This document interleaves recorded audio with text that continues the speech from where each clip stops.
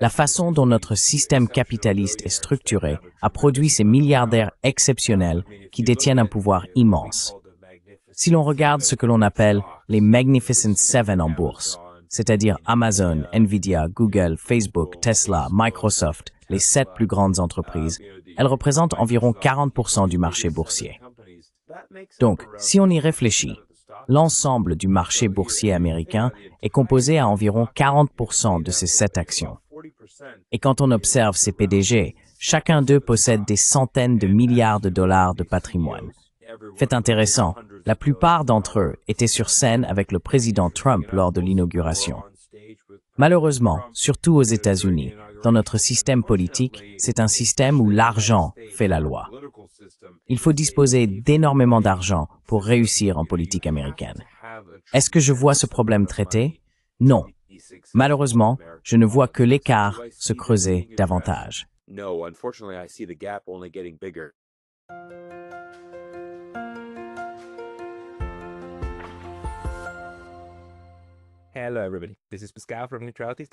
Bonjour à tous, ici Pascal Lotaz, de Neutrality Studies.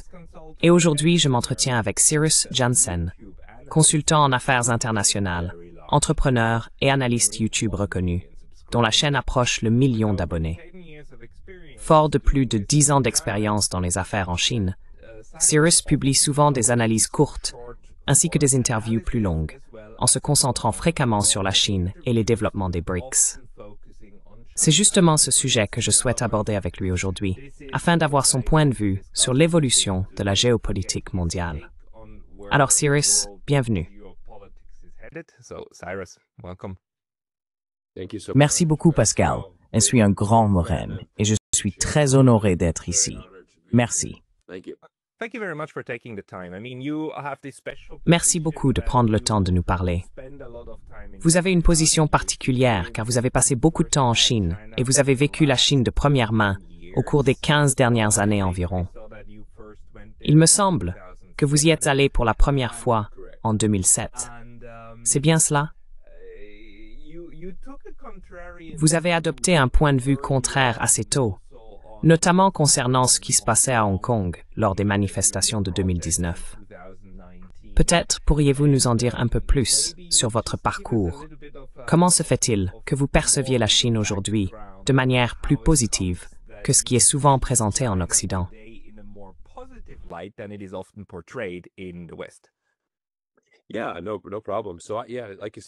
Oui, pas de problème.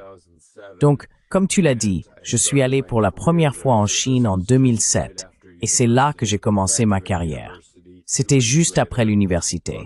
J'ai été diplômé et 2 semaines plus tard, j'ai acheté un aller simple pour Shanghai. C'est là que j'ai débuté ma carrière. Tu sais, 2007 était une période très charnière pour la Chine. C'est vraiment à ce moment-là que la Chine commençait à s'ouvrir et à devenir la superpuissance que nous connaissons aujourd'hui. En 2007, le PIB a augmenté de 14,4%, donc l'économie était en plein essor.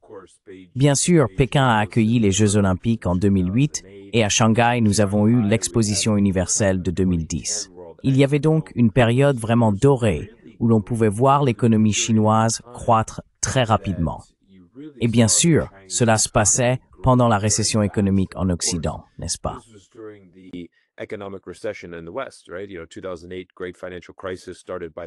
Vous savez, la grande crise financière de 2008 a commencé avec la crise des prêts hypothécaires aux États-Unis. Et donc, on a commencé à voir un changement très important, avec de nombreuses entreprises qui venaient en Chine. Par exemple, je travaillais avec la Chambre de commerce américaine. Nous avions des centaines et des centaines d'entreprises américaines qui venaient en Chine, concluaient de gros contrats commerciaux. À cette époque, c'était vraiment un moment incroyable pour être en Chine, surtout en tant qu'Américain, car c'était véritablement une occasion en or de faire des affaires, de gagner beaucoup d'argent et de favoriser cette excellente relation entre les États-Unis et la Chine, en travaillant ensemble.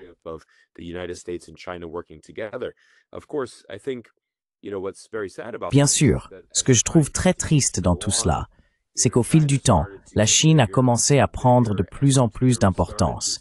Et il y a eu un changement notable dans la relation entre les États-Unis et la Chine. Malheureusement, je pense que les États-Unis se sont laissés un peu trop intimider par la montée en puissance de la Chine. Si l'on remonte au début, avec George Bush puis aussi Barack Obama, le message était très clair. Nous n'avons pas peur d'une Chine émergente, car si votre économie se porte bien, vous pouvez acheter plus de produits américains. Nous pouvons gagner de l'argent en vous vendant nos produits. Il n'y a pas de problème. Et puis cette attitude a changé vis-à-vis de la Chine.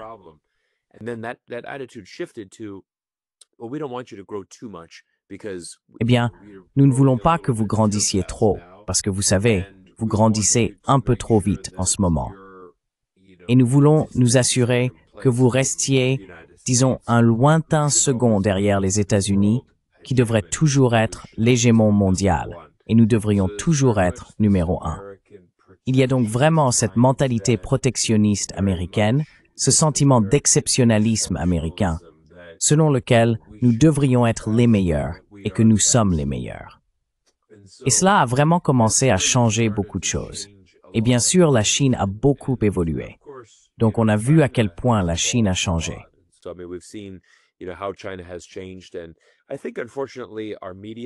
Et je pense que, malheureusement, nos médias en Occident ont vraiment dépeint la Chine d'une certaine manière, qui est souvent très différente de ce que les gens vivent réellement. Et donc, bien sûr, la COVID en 2020 a été une période très difficile pour le monde entier. Je dirais même que c'était le point culminant de cela, où beaucoup de gens ont commencé à regarder la Chine et à dire « c'est la faute de la Chine si nous avons eu la COVID ». Et puis, bien sûr, la Chine a fermé ses frontières pendant près de 4 ans.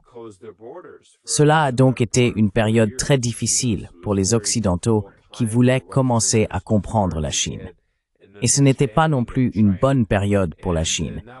Car si l'on regarde l'histoire de la Chine, c'est lorsqu'elle était fermée au monde qu'elle était en réalité la plus pauvre.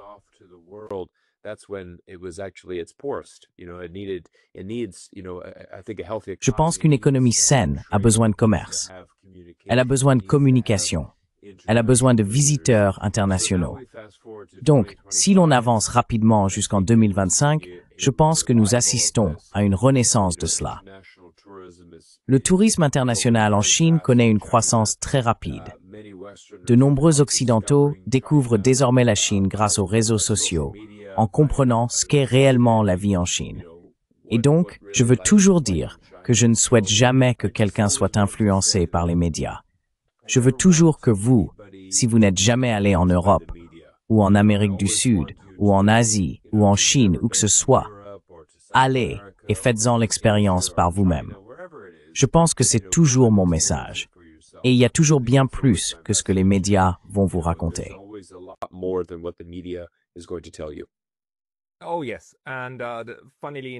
Oh oui. Et curieusement, il y a toujours certains thèmes que les médias, ou du moins les grands médias, essaient de mettre en avant. Et en ce moment, c'est l'idée que la Chine est une sorte de menace inquiétante de l'autre côté du Pacifique. Mais vous savez, l'idée que la Chine pose problème ne date pas d'hier, n'est-ce pas? Je veux dire, Obama a déclaré en 2016 le grand pivot vers l'Asie. Et je me souviens, vous savez, de ce récit de la menace chinoise. Ça fait aussi 15-20 ans que ça existe au moins. Oui, oui.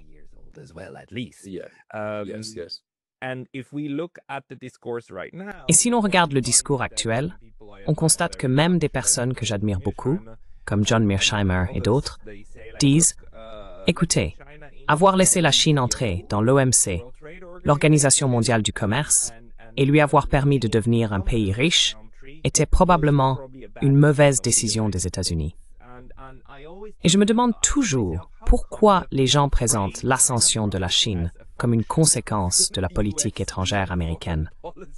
Parlez-moi un peu de votre expérience. Le fait que la Chine soit douée pour les affaires et qu'elle soit aujourd'hui si centrale pour l'économie mondiale, d'où cela vient-il, selon votre analyse?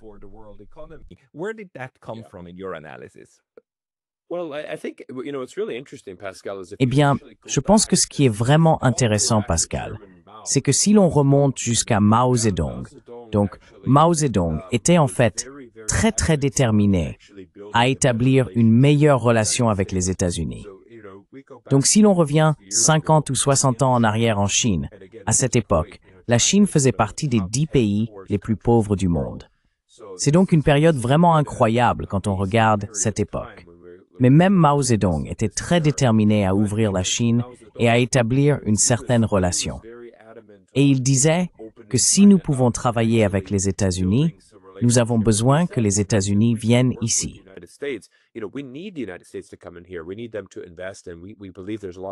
Nous avons besoin qu'ils investissent et nous pensons qu'il y a beaucoup de potentiel en Chine, mais cela nécessitera une ouverture. Malheureusement pour le président Mao, le gouvernement des États-Unis n'a jamais voulu lui parler parce qu'il était communiste.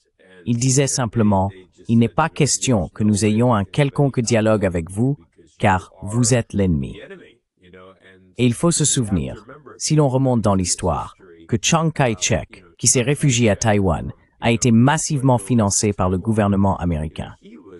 Je veux dire, le gouvernement américain a injecté des centaines de millions de dollars pour soutenir Chiang Kai-shek.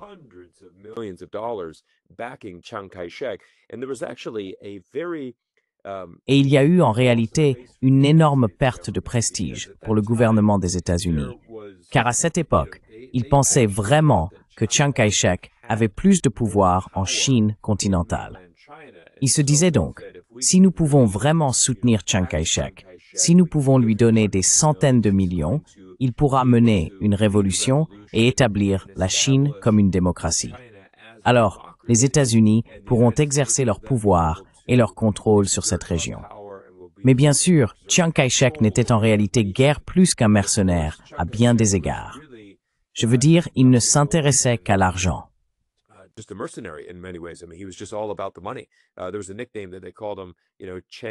Il y avait un surnom qu'on lui donnait, vous savez, Chang encaisse mon chèque, au lieu de Chiang Kai-shek, parce qu'il a vraiment tiré énormément d'argent du gouvernement américain.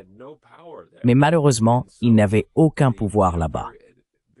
Et donc, très bêtement, les États-Unis n'ont pas respecté le président Mao.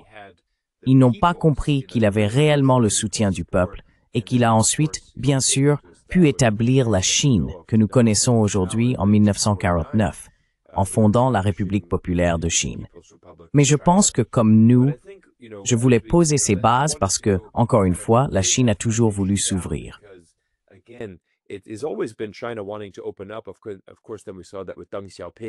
Bien sûr, nous avons ensuite vu cela avec Deng Xiaoping dans les années 1980, qui a vraiment dit « Écoutez, maintenant nous allons vraiment ouvrir la Chine et adopter ces mesures capitalistes. » Deng Xiaoping est venu aux États-Unis, a porté le chapeau de cow-boy, a commencé à visiter différentes installations, et c'était, encore une fois, les années 1980, la Chine n'était toujours pas du tout une nation riche et elle avait cette opportunité de se développer.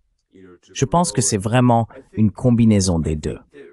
Je pense effectivement que les États-Unis ont été très bénéfiques pour la montée en puissance de la Chine, car il s'agit de faire des affaires. Mais ce que nous devons toujours garder à l'esprit, c'est que ce sont les PDG américains et les entreprises américaines qui vont en Chine, construisent des usines, créent des entreprises et travaillent avec le peuple chinois.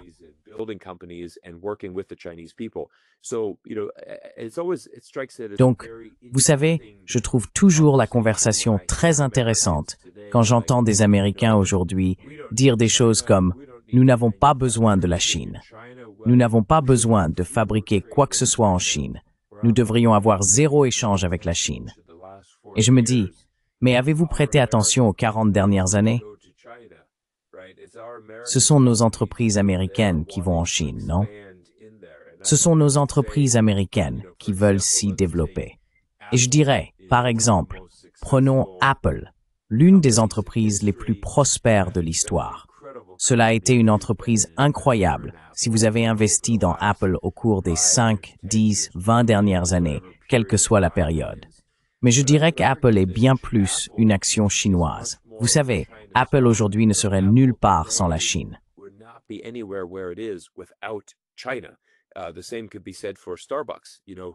On pourrait en dire autant de Starbucks, qui pendant de très nombreuses années a connu une croissance et des revenus considérables provenant de la Chine. Et on peut vraiment citer beaucoup d'entreprises dans ce cas, lorsqu'on commence à examiner ces sociétés américaines et à quel point leurs revenus proviennent de la Chine, ou combien de leurs produits sont en réalité fabriqués et assemblés en Chine. Vous savez, cela a aussi beaucoup profité à l'Amérique. Je trouve donc toujours cet argument intéressant. Et je pense que, vous savez, l'entrée de la Chine à l'OMC a été une situation gagnant-gagnant. Je pense que cela a aussi été le cas pour les entreprises américaines qui ont construit des usines en Chine et qui y font des affaires. À mon avis, c'est une situation gagnant-gagnant.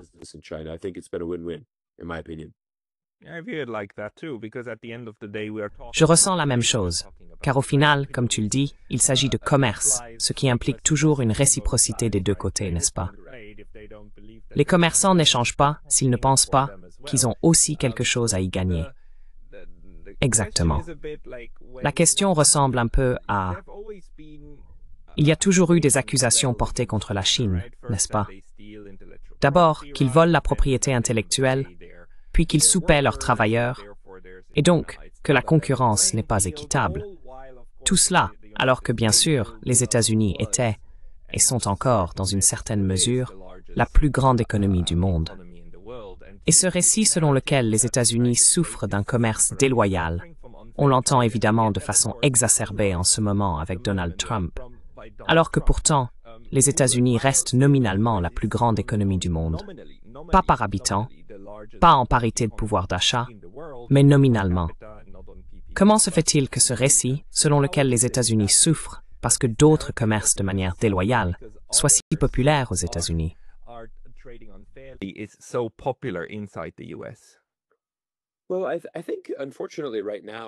Eh bien, je pense que malheureusement, en ce moment, je vais parler spécifiquement des 5 dernières années environ.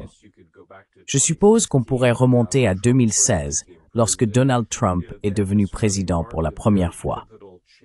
Cela a vraiment marqué un tournant très important aux États-Unis. Et la raison à cela, Pascal, c'est qu'aux États-Unis, je pense que Donald Trump a vraiment introduit un tout nouvel élément dans la politique intérieure.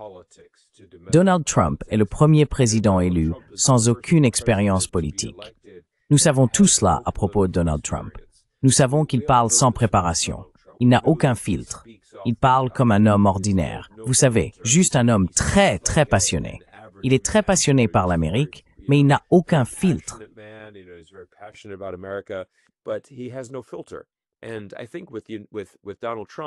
Et je pense qu'avec Donald Trump, vous savez, il y a tellement de choses qu'il dit qui ne résistent pas à la vérification des faits.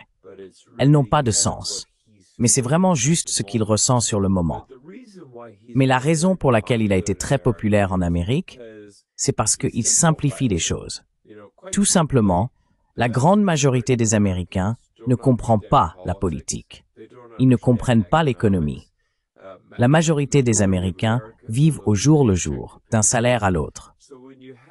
Donc quand quelqu'un s'adresse à vous de manière aussi simple, comme « rendre l'Amérique grande à nouveau »,« réduisons vos impôts »,« créons plus d'emplois américains », quand on a juste ce genre de slogan, cela résonne vraiment auprès d'une grande partie de la population.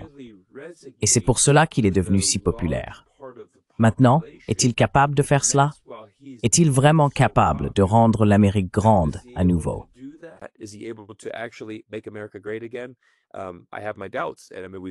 J'ai des doutes.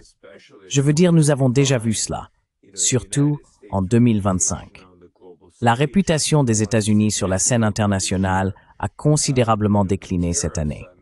Les tarifs douaniers, comme vous pouvez l'imaginer, en tant que personne qui fait des affaires entre les États-Unis et la Chine depuis 18 ans, je suis très opposé à ces tarifs. Je ne pense pas qu'ils soient bénéfiques pour les États-Unis.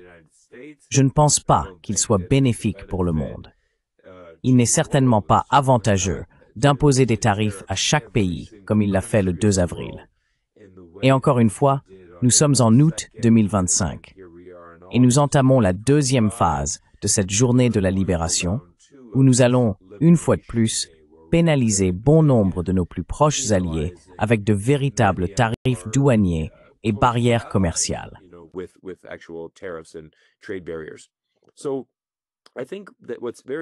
Donc, je pense que ce qui est très révélateur ici, c'est J.D. Vance.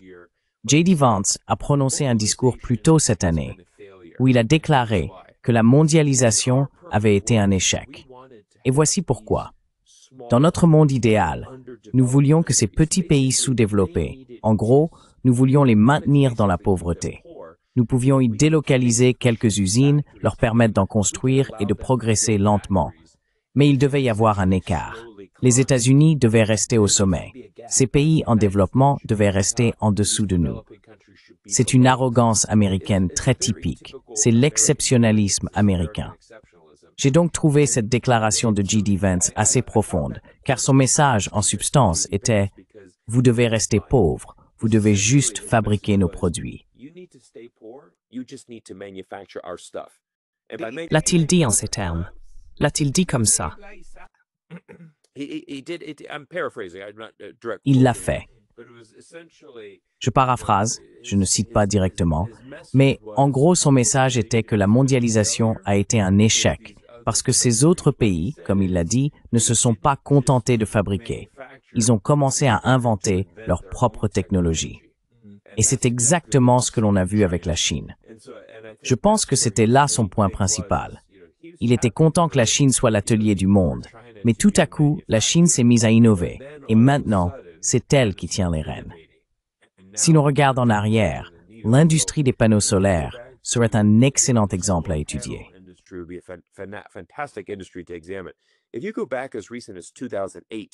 Si l'on remonte aussi récemment qu'en 2008, en fait, dans le Michigan, l'État du Michigan aux États-Unis, ils avaient d'immenses usines là-bas et contrôlaient environ 50% de la production solaire mondiale à cette époque. C'était vraiment phénoménal, cette quantité. Le Japon avait peut-être environ 2%. Je pense que l'Allemagne avait peut-être environ 3%. Mais c'était principalement les États-Unis et la Chine était totalement absente. Mais ce qui s'est passé, évidemment, c'est que la Chine a commencé à fabriquer et à développer la technologie. Nous avons assisté à un changement considérable. Je pense que le Japon a maintenant complètement fermé son industrie solaire. Il ne fabrique plus rien.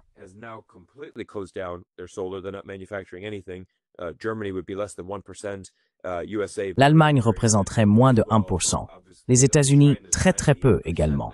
Mais évidemment, la Chine en est à 98% aujourd'hui. Ils ont donc réussi non seulement à mieux fabriquer, mais aussi à progresser beaucoup plus loin, à améliorer la qualité et à atteindre un niveau où la Chine est désormais le leader dans ce domaine. Je pense que c'est un exemple très clair de la façon dont la Chine a su devenir un fabricant, puis passer à l'innovation et commencer à innover. Nous avons vu cela dans de nombreuses industries. Nous l'avons vu avec les véhicules électriques, par exemple. Nous savons que l'avenir électrique se trouve en Chine.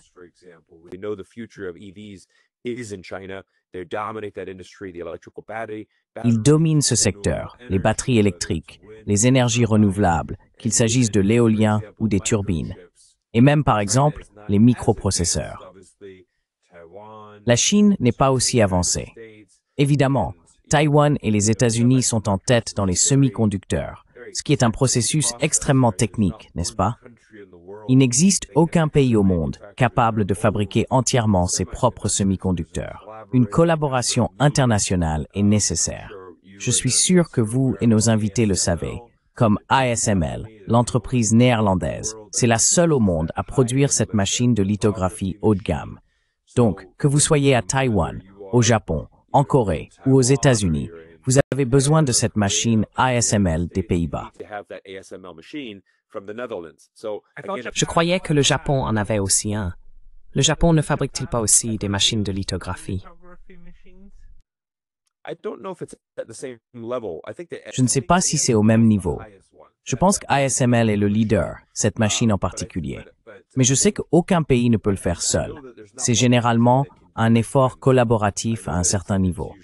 Et donc je pense que ce que vous observez, c'est, vous regardez la Chine.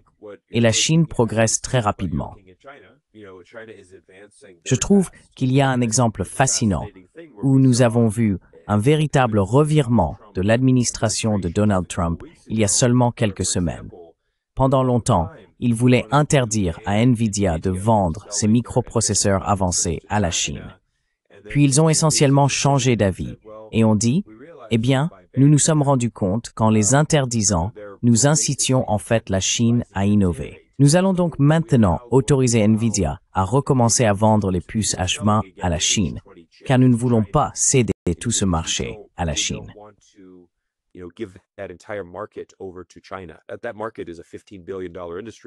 Ce marché représente une industrie de 15 milliards de dollars. Donc, vous savez, pour NVIDIA, qui est la plus grande entreprise américaine, en fait la plus grande entreprise du monde aujourd'hui, avec une capitalisation boursière de 4 000 milliards de dollars. Pour NVIDIA, Jensen Huang était très satisfait, car il se rend fréquemment à Pékin en disant « Écoutez, nous voulons vous vendre nos puces. » Et je pense que pour Jensen, il a dit « Alors que le monde progresse dans l'IA, c'est formidable. La Chine devrait progresser, l'Amérique devrait progresser, et espérons-le, ils pourront tous progresser avec des puces NVIDIA. » Donc encore une fois, vous avez Jensen Huang, un homme d'affaires américain. Je crois qu'il est né à Taïwan, d'origine taïwanaise, mais citoyen américain, PDG de la plus grande entreprise technologique du monde, plaidant pour plus d'échanges commerciaux et une meilleure relation entre les États-Unis et la Chine.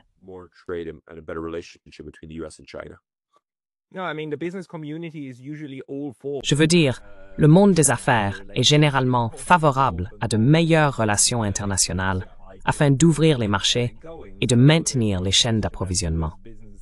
Il ne fait donc aucun doute que les entreprises américaines et chinoises souhaitent évidemment coopérer. La question est alors de savoir jusqu'où le système politique permet que cela se produise et à quelles conditions. Mais permettez-moi peut-être de vous interroger sur ces restrictions commerciales que M. Trump essaie de mettre en place et sur ce que nous avons également appris à travers elles, n'est-ce pas?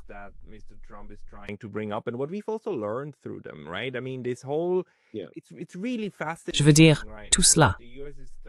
C'est vraiment fascinant en ce moment de voir que les États-Unis utilisent les droits de douane. Traditionnellement, on les utilise pour dire « nous allons développer des industries stratégiques » ou bien, en raison de certains groupes politiques très importants, nous devons protéger certains marchés. Nous devons nous assurer que nos agriculteurs ne soient pas lésés, sinon nous risquons de perdre le pouvoir, etc. Donc, on s'en sert comme d'un instrument très ciblé sur des secteurs très précis. M. Trump a commencé à les utiliser en gros comme une forme de sanction allégée. C'est un peu « D'accord, nous allons punir votre industrie d'exportation grâce à notre domination sur le marché. » Et cela semble fonctionner avec l'Europe, le Japon et quelques petits pays d'Asie du Sud-Est. Mais cela ne fonctionne pas avec la Chine. Et l'Inde et le Brésil disent aussi « Écoutez, nous n'acceptons plus ces choses-là. » Ce sont en quelque sorte les États des BRICS. Et la Chine est même allée plus loin en disant « Ah oui, vous voulez nous punir comme ça? Eh bien, que diriez-vous si nous ne vous vendions plus de terres rares? » Et soudainement, M. Trump a eu un réveil brutal, réalisant que tout cela est nécessaire à notre industrie de défense et que nous ne pouvons même pas fabriquer d'armes sans les Chinois. Alors, que pensez-vous de tout cela, de ce que nous apprenons des guerres tarifaires, si on veut les présenter ainsi?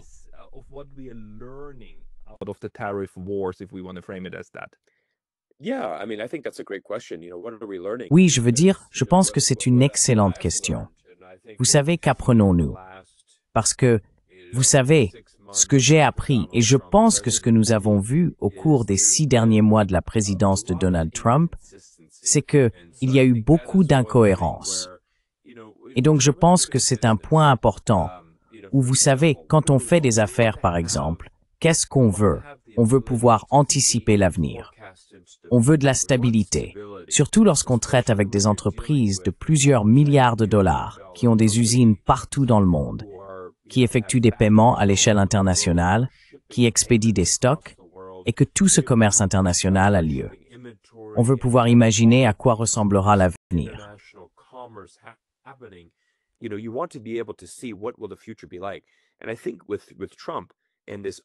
Et je pense qu'avec Trump et cette politique de tarifs douaniers en dents de scie, cela a créé beaucoup d'insécurité pour l'avenir et beaucoup d'incertitude, d'instabilité. Et je pense que c'est vraiment un environnement très difficile pour faire des affaires. On commence à voir beaucoup d'entreprises américaines, par exemple, retirer leurs prévisions pour le deuxième et le troisième trimestre. Elles ont dit, écoutez, nous ne pouvons pas publier de prévisions pour le moment, car nous ne savons pas quels seront réellement les tarifs douaniers. Nous ne savons pas comment ça va influencer notre activité. Par exemple, Ford Motor Company a payé environ 800 millions de dollars de droits de douane rien que le dernier trimestre.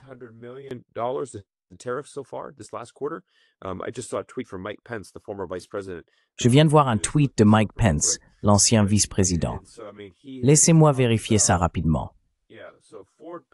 Il avait mentionné, oui, donc Ford a payé 800 millions de dollars en coûts de droits de douane sur 3 mois, alors même qu'ils fabriquent la plupart de leurs voitures en Amérique. Donc on commence à voir que cela a une influence énorme sur le résultat net, n'est-ce pas?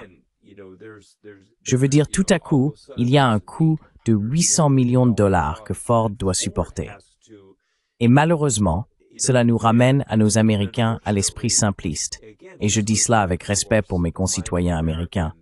Mais encore une fois, nous avons le président des États-Unis qui affirme en ce moment que des milliards de dollars de recettes affluent dans le pays depuis le monde entier.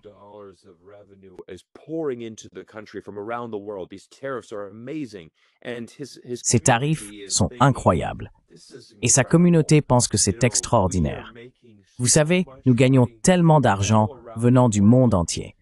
Mais encore une fois, ce sont les Américains et les entreprises américaines qui payent les droits de douane.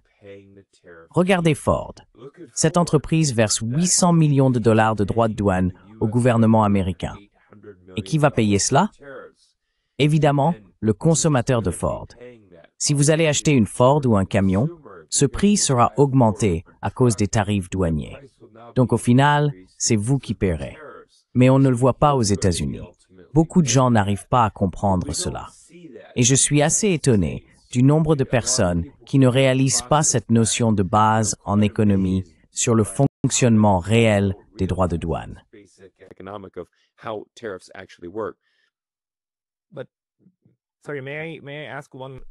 Désolé, puis-je poser une question que j'ai? Parce que d'accord, c'est un aspect. Mais la conséquence logique de la politique de M. Trump n'est-elle pas qu'il force d'autres pays à investir aux États-Unis? Parce que, dans son esprit, on dirait que ces pays peuvent simplement remettre de l'argent liquide. Mais c'est pas comme ça que ça se passe, n'est-ce pas? Ils vont acheter des actions américaines, des obligations, des terrains, des entreprises et des usines. Donc en gros, ce dont nous parlons, c'est de Donald Trump, qui oblige les investisseurs étrangers à posséder des actifs américains, des actions d'entreprises, etc. Et cela ne va-t-il pas forcément mener à une situation où les États-Unis vont se demander « Eh, pourquoi tant de notre industrie appartient-elle soudainement aux Japonais, aux Allemands, aux Européens et même aux Brésiliens s'ils suivent le mouvement? N'est-ce pas stratégiquement remettre des actifs entre les mains d'étrangers? »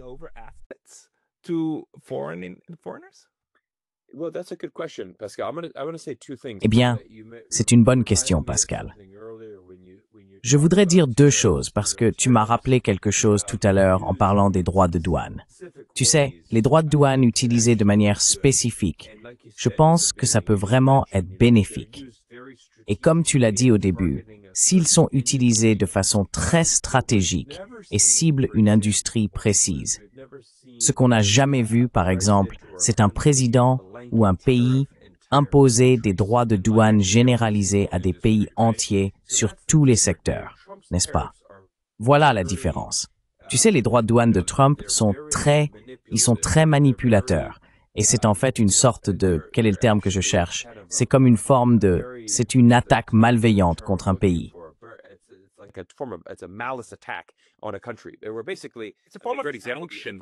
Ils ont essentiellement, c'est un excellent exemple, vraiment. C'est véritablement une forme de sanction et c'est une attaque très malveillante contre le pays. Encore une fois, revenons au 2 avril, le jour de la libération. Chaque pays dans le monde a été soumis à des droits de douane. Je veux dire, regardez le Cambodge. D'accord. Maintenant, il y a une taxe de 90% sur tout ce qui vient du Cambodge. Maintenant, donnons un exemple aux invités. J'ai vécu au Canada pendant 5 ans. Par exemple, les Canadiens, très connus pour leur sirop d'érable, une industrie très importante au Canada, imposent des droits de douane sur le sirop d'érable venant des États-Unis. D'accord? C'est une industrie très spécifique qu'ils ciblent. Parce qu'aux États-Unis, l'État du Vermont produit du sirop d'érable.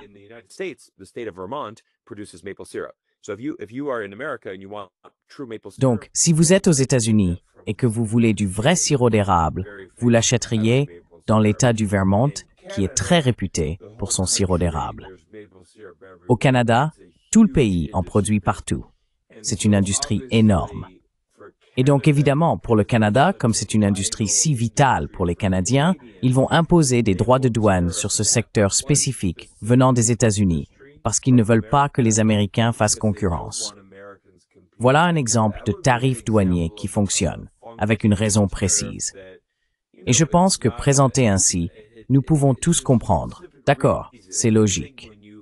Je comprends pourquoi le gouvernement canadien imposerait des droits de douane sur le sirop d'érable.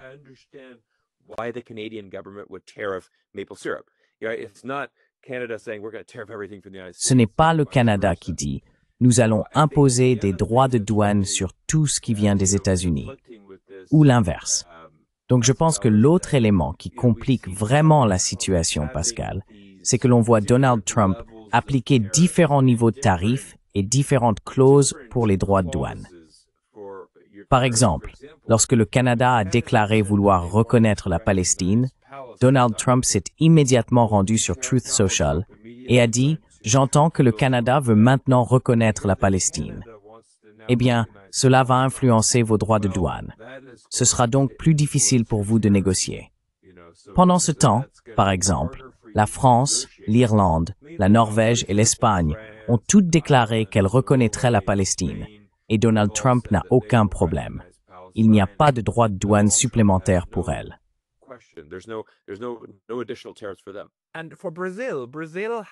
Et pour le Brésil, il y a un procès en cours contre l'ancien président de droite. Donald Trump n'aime pas cela parce qu'il s'identifie d'une certaine manière à cette situation, ayant lui-même traversé des procès, etc. Il a donc déclaré « Je vais vous imposer un tarif de 50% si ce procès continue. » Oh, incroyable.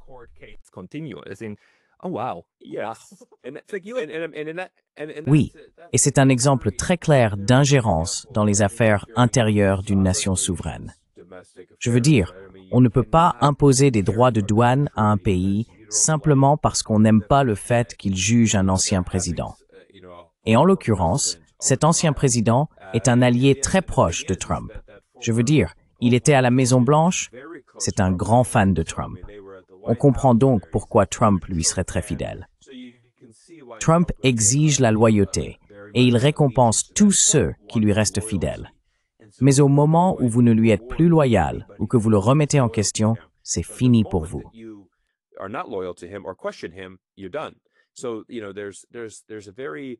Donc, vous savez, Donald Trump agit en ce moment aux États-Unis comme un empereur, comme un roi. Et il faut plaire au roi, sinon on est écarté de la cour. C'est une situation très difficile de voir la démocratie la plus reconnue au monde agir de cette manière. Et encore une fois, on observe un phénomène similaire, où par exemple, ils vont imposer un tarif supplémentaire de 50% à l'Inde, parce qu'elle achète du pétrole russe. Or, nous savons que par exemple, les États-Unis achètent encore aujourd'hui de l'uranium à la Russie, n'est-ce pas?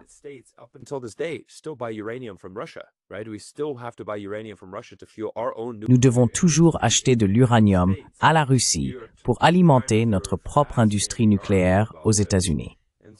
Le New York Times a écrit un article fascinant à ce sujet.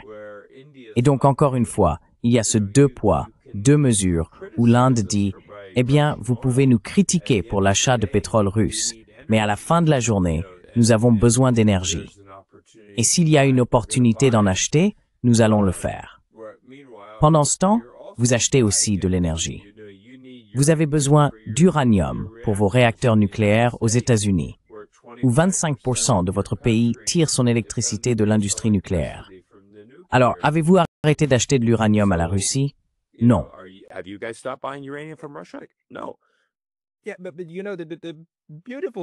Oui, mais tu sais, ce qui est beau là-dedans, c'est que cela rend l'hypocrisie tellement évidente qu'on ne peut plus la cacher. Je veux dire, ça ne tient plus derrière aucun rideau.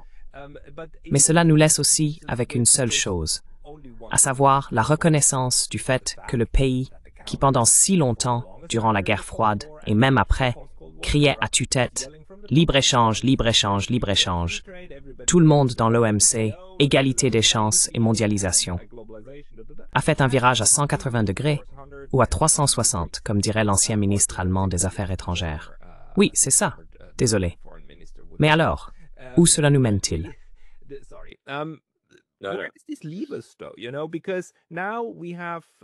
Vous savez, parce que maintenant, nous avons l'empereur Trump. Et ce qui est amusant avec la politique étrangère américaine, c'est que même si les démocrates s'y opposent, on sait que les présidents successifs ont tendance à ne pas revenir sur certains éléments de politique étrangère qu'ils critiquaient auparavant. Où cela nous mène-t-il? Alors que nous avons maintenant la plus grande superpuissance. Et les États-Unis le sont toujours, je dirais. Même si la Chine est aujourd'hui très très proche, qui traite le commerce mondial comme le Far West, n'est-ce pas?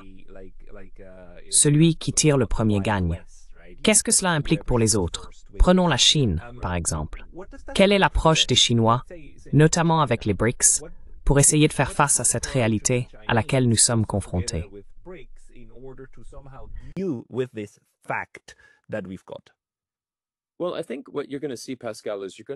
Eh bien, je pense que ce que tu vas voir, Pascal, c'est que de plus en plus de pays vont se tourner vers la Chine et conclure davantage d'accords commerciaux. Donc, je pense que les BRICS continuent de prendre de l'ampleur chaque mois, chaque année. Le groupe grandit, l'intérêt de la communauté ne cesse d'augmenter. Et tu sais, je fais souvent beaucoup de vidéos sur les BRICS parce que je trouve ce sujet vraiment fascinant. Et ce que je remarque toujours, c'est que chaque fois que je publie une vidéo sur les BRICS, je lis les commentaires. Et c'est incroyable de voir à quel point des gens du monde entier sont assoiffés de cela. Ils en ont envie. Ils veulent voir les BRICS réussir.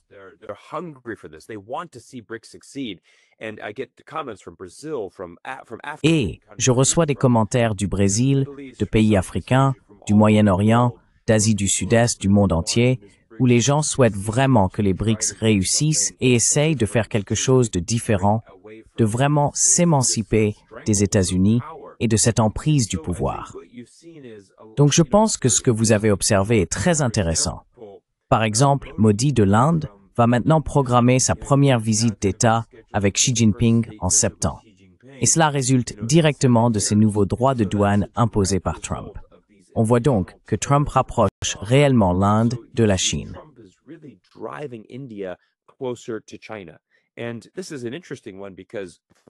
Et c'est un point intéressant, car pendant de nombreuses années aux États-Unis, nous avons toujours considéré l'Inde comme un outil que nous pouvions essentiellement utiliser pour essayer, vous savez, de contenir la Chine, ou en quelque sorte, nous voulions avoir l'Inde de notre côté. Et l'Inde a toujours pratiqué une diplomatie consistant à essayer de travailler avec les deux camps, n'est-ce pas? Ils veulent, bien sûr, entretenir une bonne relation avec les États-Unis, mais ils vont quand même maintenir une relation avec la Chine. Vous savez, l'année dernière, Modi et Xi Jinping se sont rencontrés et ont dit « Écoutons, mettons de côté nos différents frontaliers. » Vous savez, la frontière entre l'Inde et la Chine, il y a eu quelques affrontements là-bas. Il est temps de résoudre cela.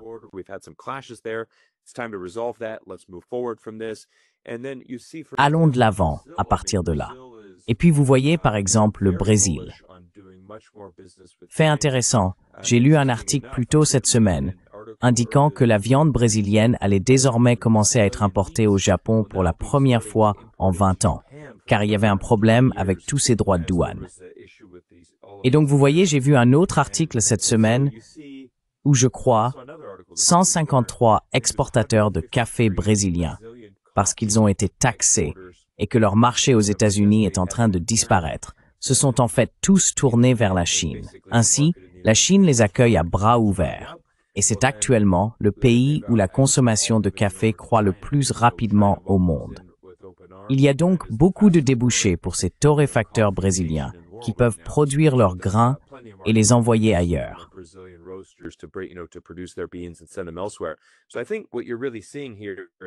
Donc, je pense que ce que vous voyez vraiment ici, c'est que, vous savez, surtout du côté de la Chine, je viens de passer 6 semaines sur place en Chine, à voyager. J'ai visité 7 villes différentes, rencontré diverses entreprises, des clients, et j'ai essentiellement essayé de comprendre à quoi ressemble la Chine en 2025. Ce que je ressens vraiment, Pascal, c'est que les Chinois du secteur manufacturier sont clairement préoccupés par les droits de douane.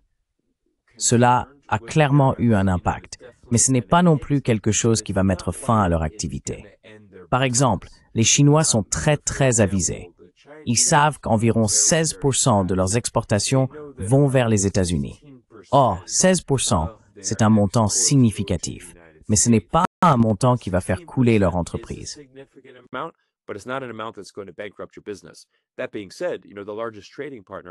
Cela étant dit, le plus grand partenaire commercial est l'ASEAN, c'est-à-dire l'Association des Nations de l'Asie du Sud-Est. C'est en fait le plus grand groupe commercial de la Chine. Donc on observe une augmentation des échanges avec le Vietnam, le Cambodge, la Thaïlande, la Malaisie, ces pays qui connaissent également une forte croissance. Il faut construire une meilleure relation avec l'Inde. Nous voulons aussi avoir une bien meilleure relation en Amérique du Sud.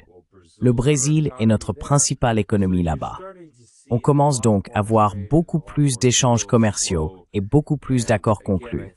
Et encore une fois, je pense qu'avec Donald Trump, s'il continue sur cette voie, il ne fera que diriger davantage d'affaires vers la Chine.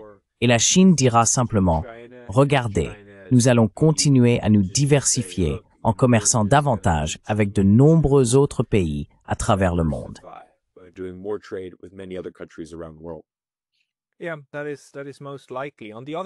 Oui, c'est très probable. D'un autre côté, je dirais aussi qu'il est peu probable que la Chine renonce complètement à essayer d'opérer sur le marché américain et vice-versa. D'après mes propres recherches sur la Seconde Guerre mondiale, je peux vous dire que les pays neutres n'ont jamais voulu cesser d'opérer, même sur les marchés les plus lointains. Les Suisses ont toujours eu un intérêt à être présents sur le marché japonais, non pas parce qu'il était important. Il était petit, entre 1% et 2%. Mais les entreprises qui étaient actives réalisaient de bons profits et elles n'ont cessé de faire du lobbying pour maintenir cette relation.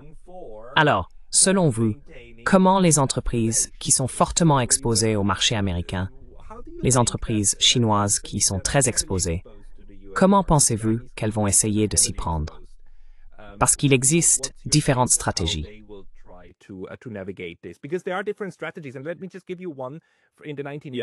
Permettez-moi de vous donner un exemple.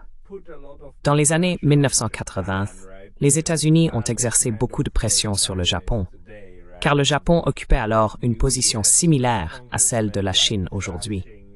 Il y avait même des membres du Congrès américain qui fracassaient des magnétophones Sony japonais sur Capitol Hill. Ils ont forcé les Japonais à accepter des restrictions volontaires sur les exportations, et le Japon a donc volontairement exporté moins de voitures. Mais ce qu'ils ont fait, c'est qu'au lieu d'exporter beaucoup de voitures bon marché, ils ont commencé à n'exporter qu'un petit nombre de voitures très chères et haut de gamme, sur lesquelles les marges bénéficiaires étaient bien plus élevées. Le résultat final, c'est que des entreprises japonaises comme Honda et Toyota ont tout de même gagné plus d'argent qu'auparavant, mais les consommateurs américains n'avaient plus accès aux voitures japonaises bon marché. Il existe donc différentes manières de gérer ce genre de situation. Qu'envisagez-vous? Comment les entreprises chinoises vont-elles essayer de s'adapter?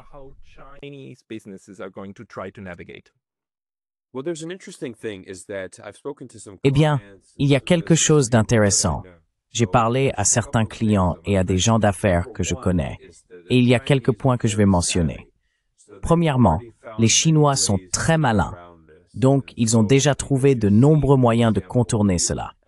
Par exemple, vous avez vu le volume des exportations de la Chine vers le Vietnam exploser au cours des 6 derniers mois.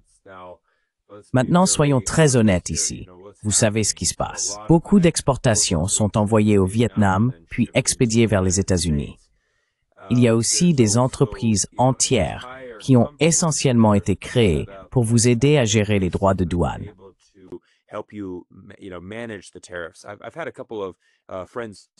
J'ai quelques amis ici qui sont hommes d'affaires aux États-Unis et ils sont très inquiets à ce sujet.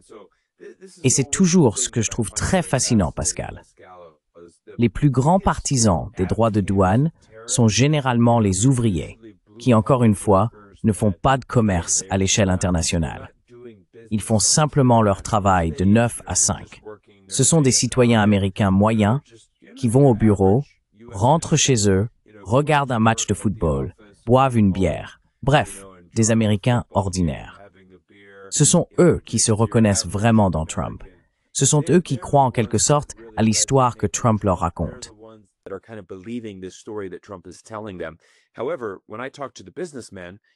Cependant, lorsque je parle aux hommes d'affaires ici aux États-Unis qui ont voyagé à travers le monde, qui continuent de voyager à travers le monde, qui vont en Europe et en Asie, et qui facilitent réellement le commerce mondial, ce sont eux qui sont très inquiets à propos des droits de douane. J'ai un ami qui travaille dans l'industrie chimique, donc il gère beaucoup de produits chimiques de haut niveau pour de nombreuses industries différentes. Il m'a dit, « Tu sais Cyrus, c'est tellement stressant. J'ai un conteneur qui arrive de Shanghai et j'ai mon gars au téléphone qui me dit, « Écoute, on ne sait pas quel sera le tarif. Pour l'instant, il est au milieu de l'océan Pacifique. »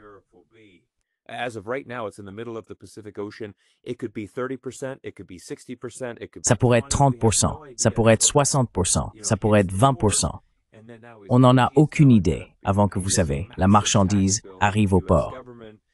Et là, il se dit, mince, maintenant je dois payer cette énorme facture fiscale au gouvernement américain.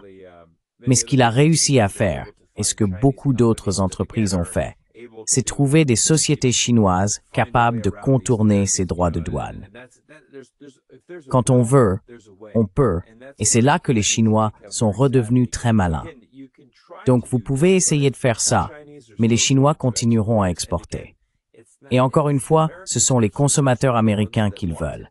C'est ça l'essentiel. Tout le monde est très patriote et veut acheter américain, jusqu'au moment où il faut sortir sa carte de crédit et passer à l'achat.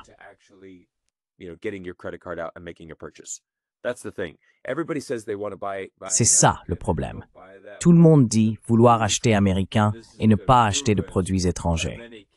Mais la réalité, et de nombreuses études de cas l'ont démontré, c'est que notre patriotisme s'arrête au moment de passer à la caisse. Et quand on comprend pourquoi nos entreprises américaines sont parties en Chine à l'origine, on voit que, fondamentalement, je considère l'idée de Donald Trump comme une idée très patriotique. Je lui reconnais ce mérite.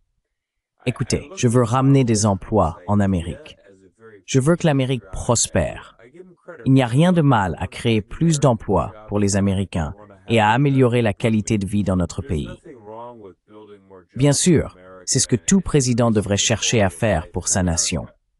Mais il est aussi très irréaliste de dire « on ne va plus commercer avec la Chine, on va juste rapatrier toutes les usines et les reconstruire ici ». Ça ne fonctionne pas comme ça.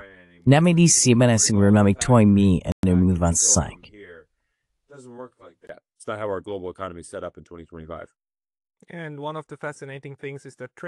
Et l'un des aspects fascinants, c'est que le commerce ressemble un peu à l'eau. Il trouve toujours un moyen de circuler. Et s'il est bloqué, il attend simplement de pouvoir passer, n'est-ce pas? Absolument. Le problème aux États-Unis, c'est que ces travailleurs manuels ont effectivement perdu du pouvoir d'achat, n'est-ce pas? Ils ont connu une baisse de leur richesse disponible. Et si l'on regarde la façon dont les personnes qui fabriquaient des choses aux États-Unis pouvaient vivre dans les années 1950 et 1960, et comment elles vivent dans les années 2010 et 2020, on voit bien qu'il y a eu un dysfonctionnement interne. Pensez-vous qu'il y ait une chance que les États-Unis essaient de s'attaquer à ces disparités de richesse interne, où l'on voit, encore une fois, que les 100 premiers possèdent à eux seuls 30 à 40% de l'ensemble du pays, tandis que les plus modestes, c'est fou. Est-ce que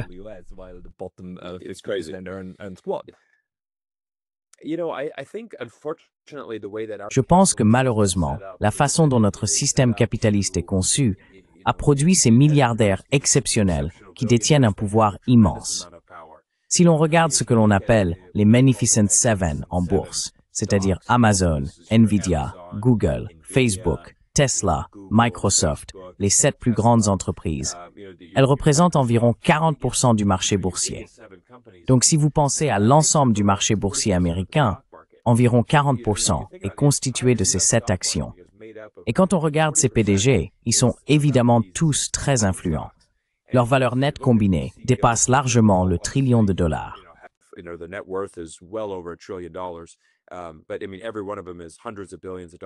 Mais je veux dire, chacun d'entre eux possède des centaines de milliards de dollars de fortune nette. Et chose intéressante, la plupart d'entre eux étaient sur scène avec le président Trump lors de l'inauguration.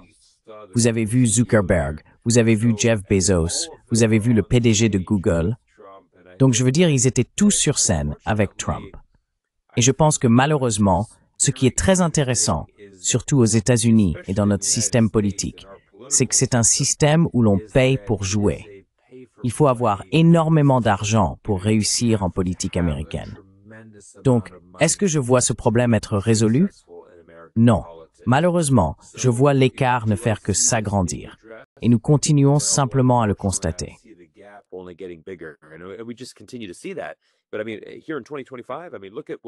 Mais, je veux dire, ici en 2025, regardez ce que nous avons vu par exemple au cours des 5 dernières années depuis le Covid. L'inflation a tellement augmenté. Et il y a beaucoup d'idées fausses à ce sujet, parce que le gouvernement publie un chiffre en disant « D'accord, l'inflation n'a augmenté que de 2%. Ce n'est pas grave. 2% d'inflation. » Mais le problème, c'est que si vous regardez réellement le coût des biens, le véritable coût de la vie, allez à votre supermarché et achetez vos 20 articles essentiels. Comparez ce coût entre 2020 et 2025. C'est environ une augmentation de 75%. Et ce n'est pas une exagération. Je veux dire, dans tous les domaines, le prix de la nourriture, des essuie-tout, tout ce qui est une nécessité de base en Amérique, a incroyablement augmenté au cours des 5 dernières années.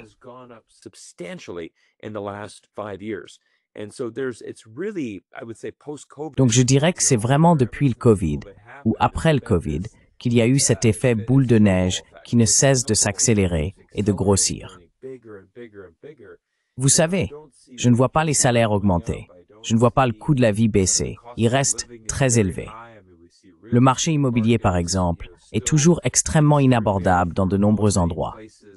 Malheureusement, l'Amérique est un pays où il faut de l'argent pour survivre. Si vous pouvez bien gagner votre vie, alors c'est un endroit formidable. Mais là où la situation devient vraiment difficile, c'est pour les familles à faible revenu, les ouvriers, cette classe à bas revenus. Je veux dire, ils sont de plus en plus écrasés chaque jour.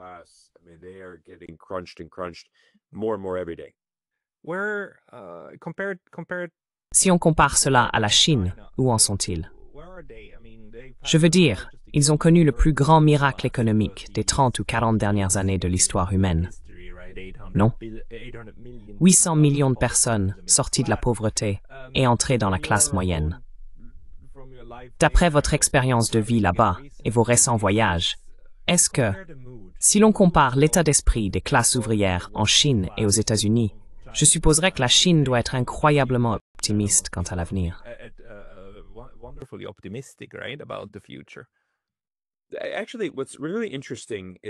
En fait, ce qui est vraiment intéressant, c'est que j'ai remarqué 2 choses précisément lors de ce voyage que j'ai fait ces 6 dernières semaines, qui ont beaucoup changé rien que ces dernières années. L'une des choses vraiment frappantes, c'est que la sécurité en Chine a atteint un niveau encore plus exceptionnel. Tu sais, je veux dire, tu es basé au Japon, Pascal. Tu sais qu'en général, en Asie, c'est très sûr. Évidemment, le Japon est un pays extrêmement sûr. Mais on commence à voir quelque chose en Chine qui, je dirais, ressemble presque à ce qu'on voit au Japon, où par exemple, dans la rue, les gens garent leur moto et laissent les clés dessus, sans les retirer. Et puis par exemple, dans un café, une femme pose son sac à main sur le comptoir ou pose son ordinateur portable, puis va commander un café. C'était vraiment difficile à croire pour moi, parce que je veux dire, jamais tu ne ferais ça aux États-Unis. C'est même inimaginable là-bas. Et je ne plaisante pas. Tout le monde qui écoute. La même chose se passe ici. À Tokyo, les gens laissent les clés sur le contact et ils utilisent simplement leur portefeuille pour réserver une table pendant qu'ils vont au comptoir prendre un café. C'est incroyable.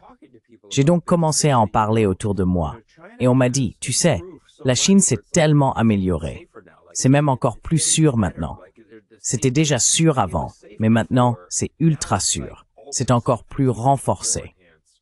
Je parlais avec un chauffeur de taxi et je vous assure, si vous allez un jour en Chine et que vous pouvez parler avec les chauffeurs de taxi ou si vous avez un traducteur, ce sont les personnes les plus fascinantes à qui parler.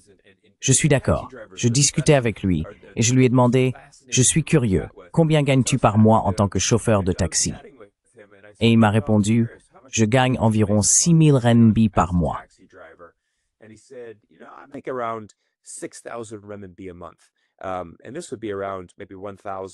Et cela représenterait environ peut-être 1000, juste autour de 1000 dollars américains par mois. Et j'ai demandé, comment est-ce pour toi? Et il a répondu, tu sais, avec 6 000 par mois, tu peux encore avoir une bonne qualité de vie ici. Est-ce que je suis riche? Bien sûr que non. Est-ce que je vis au jour le jour? Oui, je parviens quand même à économiser un peu là-dessus. Mais tu sais, mes besoins essentiels sont couverts. Et il a ajouté, c'est ça qui est bien avec la Chine. Par exemple, l'Internet haut débit. Aux États-Unis, pour avoir l'Internet haut débit chez toi, tu paierais l'équivalent de 120-130 dollars par mois pour l'avoir à la maison. En Chine, cela ne coûterait que quelques dollars.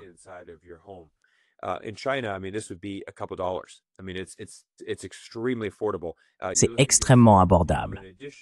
Vous regardez votre téléphone.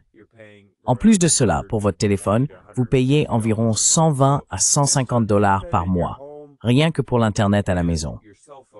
Et pour votre téléphone portable, vous êtes probablement autour de 300 dollars par mois aux États-Unis. Cela coûterait littéralement peut-être 20 dollars en Chine. Et parce que le gouvernement chinois a déclaré qu'avoir l'Internet haut débit en 2025 est fondamentalement un droit humain. Je veux dire, il faut avoir ça pour survivre en 2025. C'est non négociable. Donc, je pense que le gouvernement chinois a fait un très bon travail pour rendre les éléments essentiels de la vie très abordables. Et donc, quand on regarde le coût de la nourriture, c'est extrêmement abordable.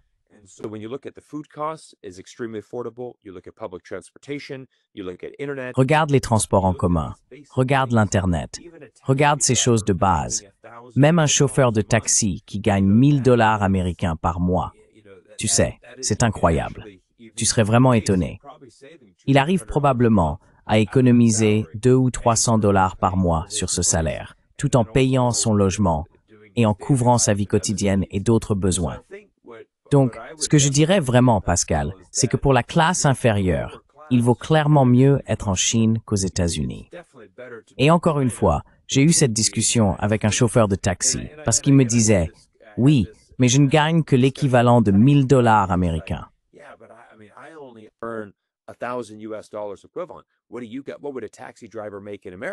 Qu'est-ce que tu obtiens? Combien un chauffeur de taxi gagnerait-il en Amérique? Je suis sûr que c'est peut-être 5 ou 6 fois plus. J'ai dit, ce serait 5 ou 6 fois plus. Mais tes dépenses, tu n'en reviendrais pas. Je veux dire, si tu es chauffeur de taxi à New York, Combien penses-tu que ton loyer serait, en plus de l'essence qui est chère? Je veux dire, tous ces coûts. Oui, tu pourrais gagner 6 fois plus, mais ton coût de la vie pourrait être 20 fois plus élevé, ou en tout cas nettement plus élevé. Donc je pense qu'il faut toujours garder beaucoup de recul.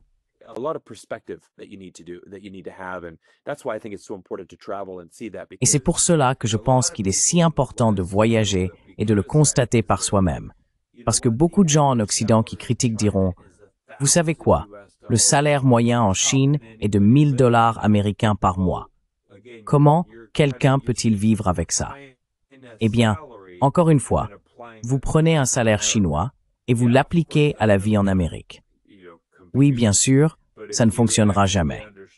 Mais si vous comprenez réellement quel est le coût de la vie en Chine et comment les gens y vivent, vous verrez que c'est en réalité un bon salaire et qu'il y a beaucoup d'optimisme.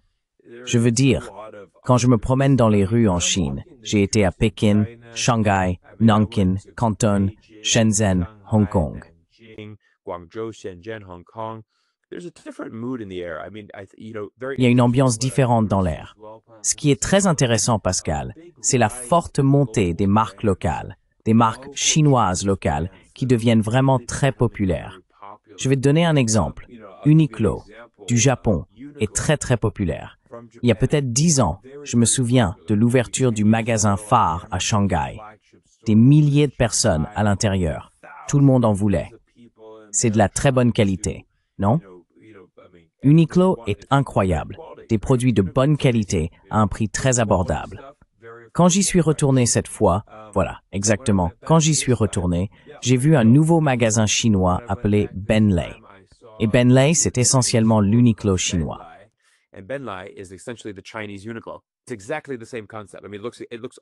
C'est exactement le même concept.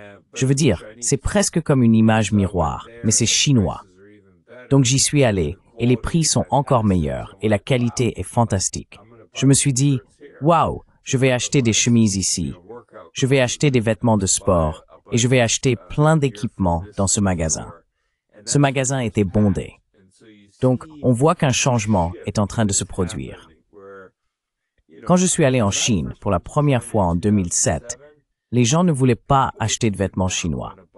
Les gens ne voulaient pas acheter de marques chinoises. N'est-ce pas? Je veux dire, Adidas, Nike, évidemment les téléphones Apple, tout ce qui était occidental était considéré comme un luxe, et c'est ce que l'on voulait avoir.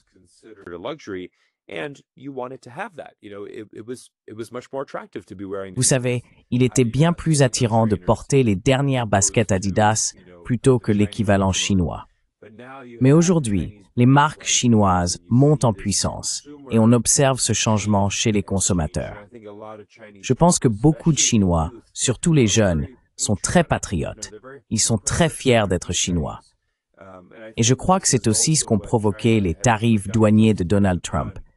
Ils ont en réalité inspiré la jeune génération qui assume pleinement ses racines, sa culture, et qui affirme simplement « Je suis très fier d'être Chinois. Achetons chinois. Construisons notre économie et faisons les choses à notre manière. » Et si les États-Unis veulent jouer à ces jeux-là, qu'ils y jouent. Mais nous n'allons pas nous incliner ni nous laisser intimider.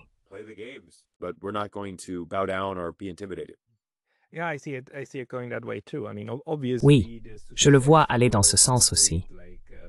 Je veux dire, évidemment, le succès engendrerait aussi de la fierté. Une fierté justifiée pour ce que vous accomplissez. Dernière question. Est-il facile pour les entreprises étrangères de faire des affaires en Chine dans ce nouvel environnement? Voyez-vous un risque que vous savez, une sorte de répression puisse venir du gouvernement chinois, disant « D'accord, maintenant, nous allons punir les entreprises américaines en Chine qui opèrent ici parce que nous ne pouvons pas riposter là-bas. » Y a-t-il un tel risque?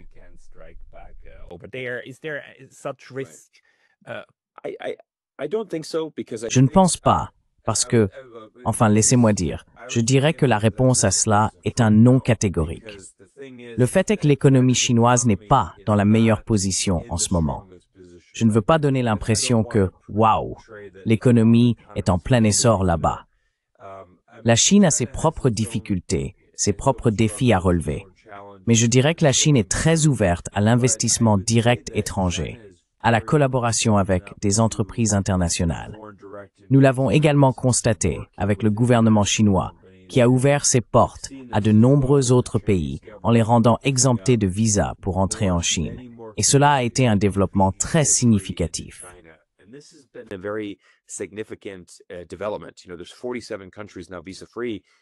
Il y a maintenant 47 pays sans visa, et cela a transformé le marché du tourisme international. Le tourisme international vers la Chine explose, alors que malheureusement, aux États-Unis, le tourisme est en réalité en baisse.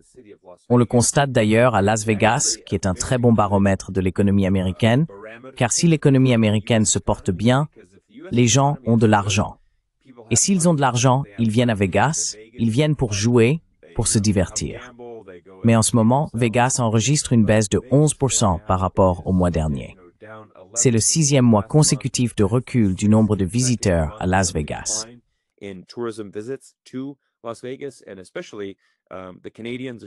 Et surtout les Canadiens et les Européens. Ils ne viennent pas. Vous savez, les Canadiens adorent Vegas. Ils ne viennent pas à cause de ça. Ils boycottent spécifiquement, vous savez, Donald Trump. Et il y a presque comme une petite récession qui a commencé ici à Las Vegas à cause de cela. Donc encore une fois, c'est un des premiers signes d'une récession qui commence.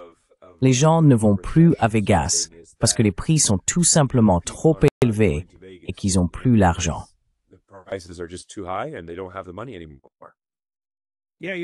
Oui, ce qui se passe à Vegas reste à Vegas. Mais tu ne veux rien y laisser pour l'instant, n'est-ce pas? C'est une scène très différente, oui. Bien, d'accord. C'est quelque chose que nous devrons surveiller, car je pense vraiment que ces tarifs et tout le reste vont devenir un problème majeur sur lequel les États-Unis eux-mêmes vont trébucher. Mais cela change notre façon de fonctionner, la manière dont le système commercial, l'international opère. La Chine et d'autres prennent l'initiative de construire l'avenir. Et nous ferons peut-être de nouveaux appels à vous pour nous dire ce qui se passe dans la communauté des affaires. Cyrus Janssen, merci beaucoup pour votre temps aujourd'hui. Pascal, merci beaucoup. Je vous en suis reconnaissant. Merci.